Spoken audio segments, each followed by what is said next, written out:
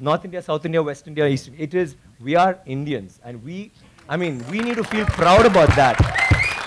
And England is so illustrious, but Englands were invaded by the Vikings, and the Europe was in the dark ages during the 9th century. They had nothing going on. So don't you think we should celebrate history? Absolutely, absolutely. Thank you very much. Thank you. I need water, please. See, everybody has interest. There will be people who like science, astronomy, geography, history. But I think the most important thing is history. As children, all of us have listened to stories of the past. Whether it's Chandamama. Do you have Chandamama in Hindi? Yes, yes. Whatever. All those are stories we hear. We've been told stories about the past, about kings, we've had such an illustrious past. Just a small thing that I want to bring to your notice. We all talk about the pyramids and how could they have possibly built it? How did they do it so many years ago? But do you know that in India, we have so many temples, but the one with the highest Gopuram is there in Tanjavur, which is where the Chola dynasty had happened, and his role, Rajaraja Cholan, had built it. That particular temple has the highest Gopuram in the whole world. The top stone alone, it's a single stone that weighs 80 tons.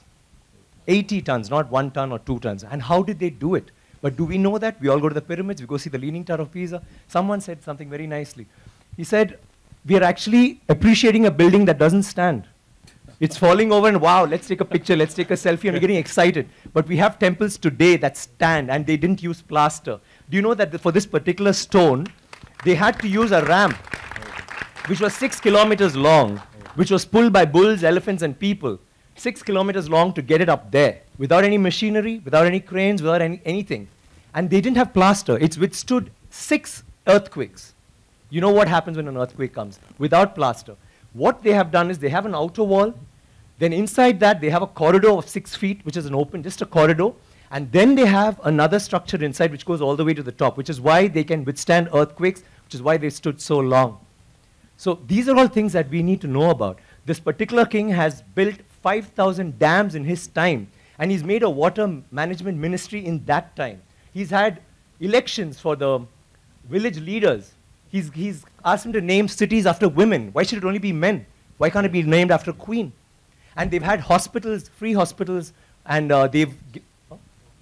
and he actually brought loans. I mean, he used to give loans. He used to help people get dignity, not just throw money around. So this is something that's so illustrious. And this happened in the 9th century. I'm sorry I'm taking so much time. No, it happened in the 9th century when the rest of the world, you talk about superpowers today, the 9th century all this happened when we had the biggest maritime naval thing in the world.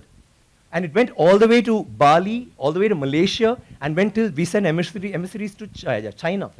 And you know what was the superpower doing then? America hadn't been discovered by Columbus till 500 years later. So think about our culture, think about how advanced we were. We need to be proud of this. It's nothing to do with North India, South India, West India, East India. It is, we are Indians. And we need to feel proud about that. And England is so illustrious, but Englands were invaded by the Vikings, and the Europe was in the dark ages during the 9th century. They had nothing going on. So don't you think we should celebrate history? Absolutely, absolutely. Thank you very much. Thank you. I need water, please.